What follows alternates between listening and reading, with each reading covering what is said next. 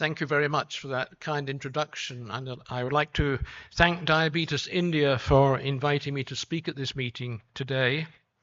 I'm here to represent the International Atherosclerosis Society, in that I'm the chairman of the Asian Pacific Federation of the IAS, and as you see, I come from Macau, which is in the Greater Bay Area of China. The title was given to me by Dr. Banshi Sabu to make an interesting lecture.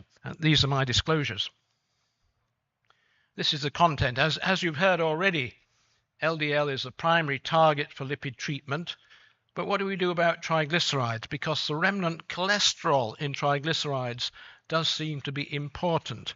And if we have a target of non-HDL cholesterol, or ApoB, it includes that remnant cholesterol. And there are data nowadays with omega-3 fatty acids and fibrates, which are a little bit confusing in a way, as I'll show you. And patients with diabetes, of course, tend to have high triglycerides and low HDL, and may respond well to fibrates in some clinical trials. But not all fibrates are the same. And let's have a look at some of the data.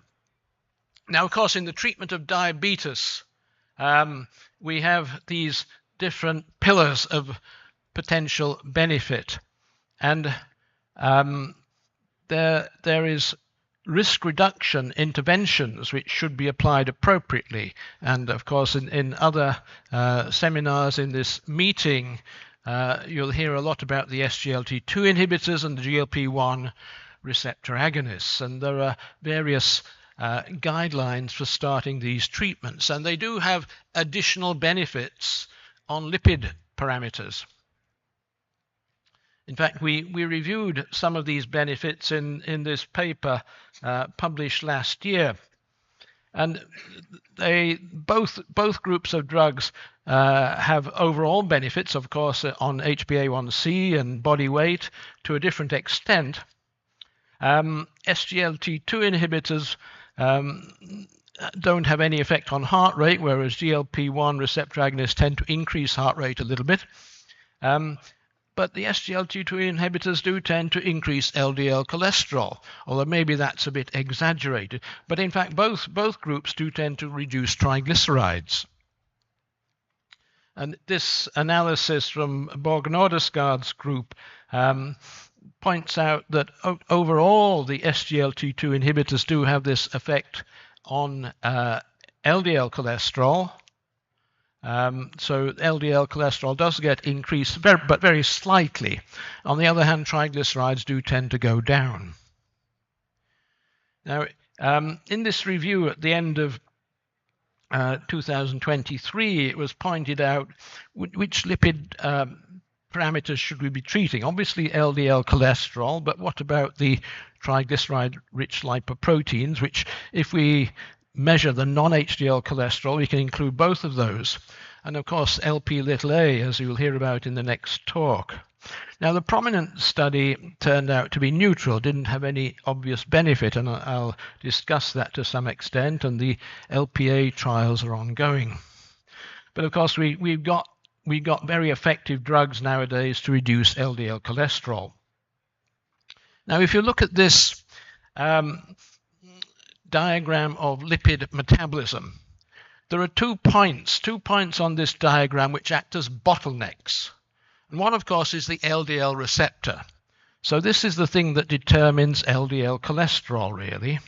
And it's demonstrated very nicely by the genetic condition of familial hypercholesterolemia. The other bottleneck is down there, lipoprotein lipase. And again, that's demonstrated well by the genetic condition of familial chylomicronemia syndrome.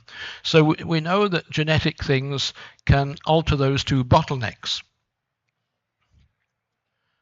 Now, in diabetes, of course, there's increased free fatty acid coming to the liver, increased output of VLDE1, and there is some degree of inhibition of lipoprotein lipase. So we end up with increased chylomicrons, increased VLDL, and increased remnant cholesterol and small dense LDL particles. Now we have the treatments. We have the treatments to increase the expression of LDL receptors: statins, ezetimibe, PCSK9 inhibitors, and now bempedoic acid. And we have treatments that alter lipoprotein lipase, fibrates, omega-3 fatty acids, and the new ones in development, ApoC3 and ANGPTL3 inhibitors. There's also another point where the metabolism can be interrupted by the inhibition of MTP with lomitapide or mitomersen, which was available but no longer, I think. But lomitapide is remarkably expensive for an oral drug and really only indicated for homozygous familial hypercholesterolemia. Now, what do we mean by remnant cholesterol? There's a little bit of debate about what we should call remnant cholesterol. Is it the cholesterol in all the particles of VLDL and chylomicrons, or is it those which have been partially metabolized to remnants? In a way, it doesn't matter. I think we usually measure it by any cholesterol which is in particles, not LDL or HDL. And I think there's very good evidence nowadays that remnant particles are atherogenic. I won't go into all the details, but certainly the particles smaller than the large chylomicrons can get through into the intima and contribute to atherogenesis. And this was shown here by this population study, that people who had increased remnant cholesterol had increased peripheral artery disease, increased myocardial infarction, and increased ischemic stroke. So I think it's well accepted nowadays that the remnant cholesterol does contribute. It's not just the LDL cholesterol. And this is shown in this genetic study where looking at different genetic variants which affect lipoprotein lipase or the LDL receptor, they both increase the risk of coronary disease, and the risk increase is related to the level of ApoB. And ApoB is strongly related to non-HDL cholesterol. So if you measure ApoB or non-HDL cholesterol, it's really a better marker of risk than just measuring LDL cholesterol. This is the European guideline back in 2019, pointing out that diabetes in itself can be both a high or very high or even moderate risk level. It depends on other factors. So we have these different targets for LDL from 2.6, 1.8, and 1.4 millimoles per liter. That's based on LDL. Now, if we think about HDL, the non-HDL target is the same as the LDL target plus 0.8 in millimoles per liter.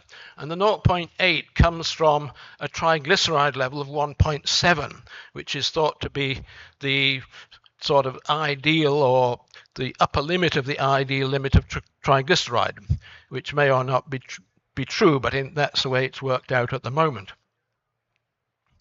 And the guideline, this is a guideline from the ESC in 2021 for triglycerides. So again, statin treatment is the first choice for people with raised triglycerides, and that's a class 1 level A recommendation. But the other recommendations come into class 2B and level B. So again, these are looking at adding other things, either fibrates here in this part, fenofibrate or bezafibrate. They wouldn't include gemfibrozil because it should not be used along with statins, or omega-3 fatty acids. And of course, the only one they recommend is icosapent ethyl. Now, typically in European guidelines, it's a bit different in American guidelines, but they tend to have this cutoff for triglyceride levels at 10 millimoles per liter. If it's above 10, the risk is pancreatitis. If it's below 10, the risk is coronary heart disease. That's a bit artificial in a way, because people can vary up and below and above 10 quite easily. So it's a rather artificial separation. And of course, lifestyle, diet, and concomitant disease, particularly diabetes. Diabetes can increase the triglycerides really very dramatically when it's poorly controlled. And the treatment, of course, is statin if the triglycerides are less than 10. If they're more than 10, probably omega-3 or fibrates will be the first line. And these two pieces of data point out that the risk for ASCVD or for acute pancreatitis does tend to start with a triglyceride level above 2. Of course, you don't get pancreatitis with a triglyceride level of 2. It has to go to 20 or more. But people who have high levels have very variable levels. And it can easily go from 2 up to 20 if you have poorly controlled diabetes, for instance. Now, it was shown long ago now by my mentor, John Betteridge, in the CARD study that treating patients with diabetes, unselected patients really, in primary prevention, treating them with statin, here it was a small dose of atorvastatin, just 10 milligrams, had a very powerful effect in reducing cardiovascular events. And this has been expanded on so that the use of statins is really very important in all patients with diabetes. Now, what else can we do? Well, the Reduce It study looked at the effect of omega-3 fatty acids. One particular brand of omega-3, icosapent ethyl, which is purified EPA with no DHA. And this study showed a remarkable effect, 25% reduction in major cardiovascular events with icosapent ethyl 4 grams daily. So it was a high dose. It reduced the triglycerides to some extent. It seemed to reduce the LDL, although I'll show you in another slide the reduction in LDL is in relation to the control arm, which was mineral oil. And there were some harmful effects, but overall, it's been a very powerful study and results in recommendations for icosapent ethyl. A slightly later study, the strength study, which uses a combination of EPA and DHA, showed no benefit overall compared with a placebo of corn oil. And these are the results. The results from Reduce It appear to be influenced by the placebo to some extent, which resulted in an increase in LDL of 10%, an increase in HSCRP of 32%. So the benefit in some ways may have been exaggerated by the harmful effect of the placebo. Now, of course, there are other studies supporting icosapent ethyl.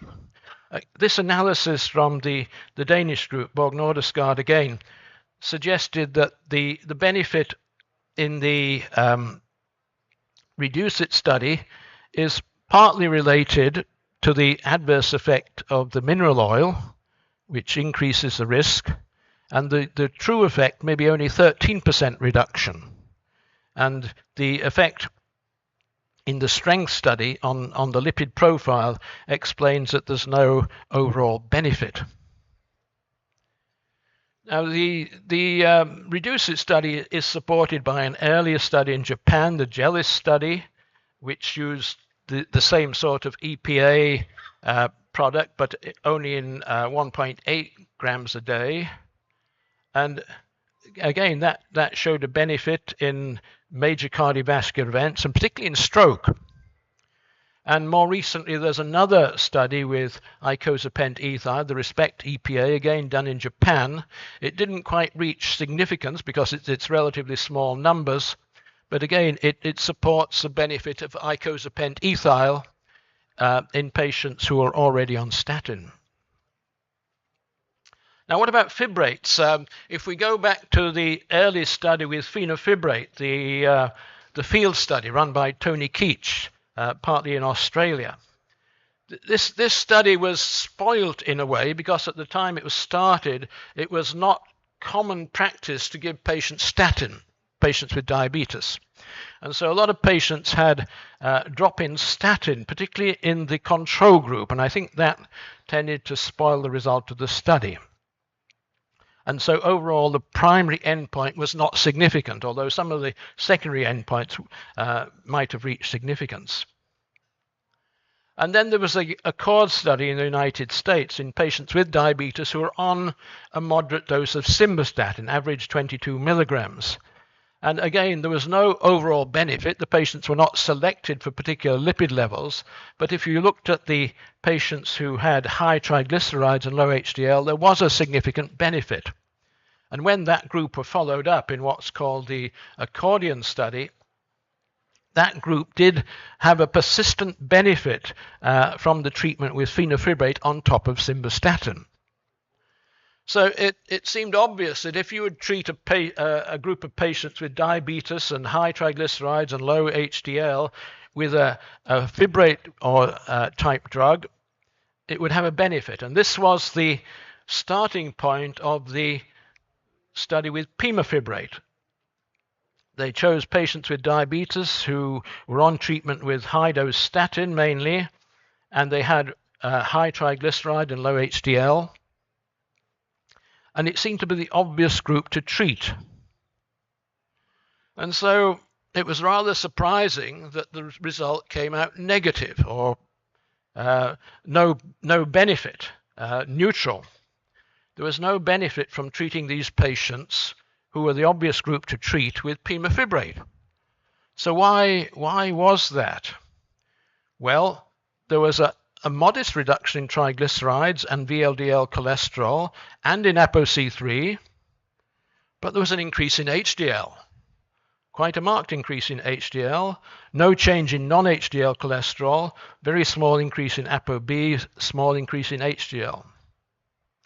So does that explain the result?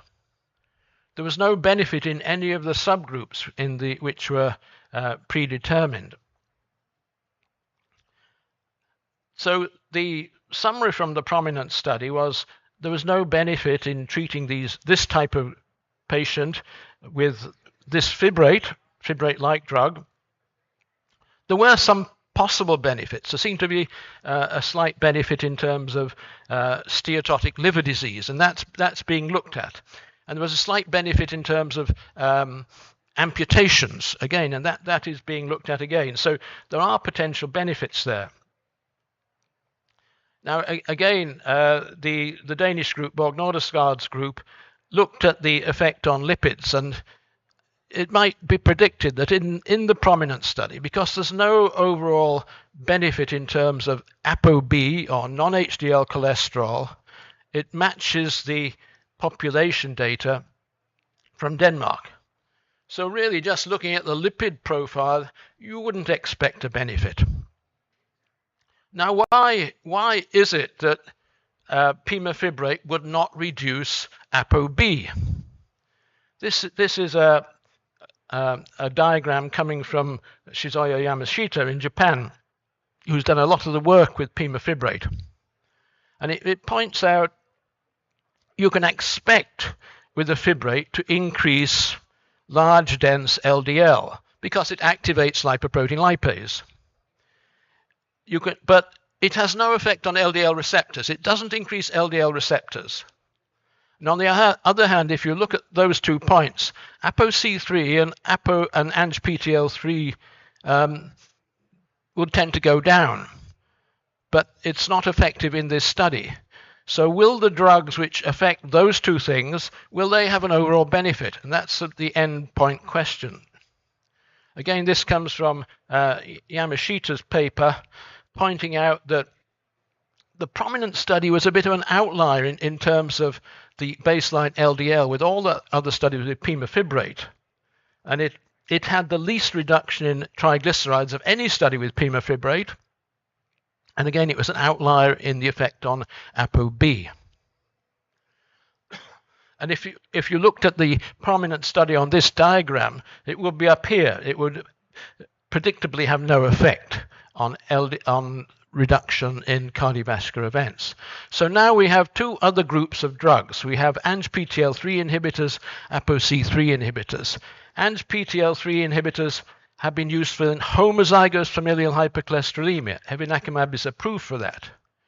The ApoC3 inhibitors are effective in familial chylomicronemia syndrome. Volanesorsen was approved for that in Europe. Olezarsen has now been approved, I think, in America. Olezarsen looks very promising. It can reduce triglycerides in a whole range of different situations. In this particular study in patients with high triglycerides at high cardiovascular risk, it reduces triglycerides very effectively. It doesn't have that much effect on LDL though. And the same applies to plozisiran, the siRNA, which reduces ApoC3. And if you look at the different lipid profiles, again, looking at LDL cholesterol here, you need the biggest dose of this drug to reduce LDL cholesterol.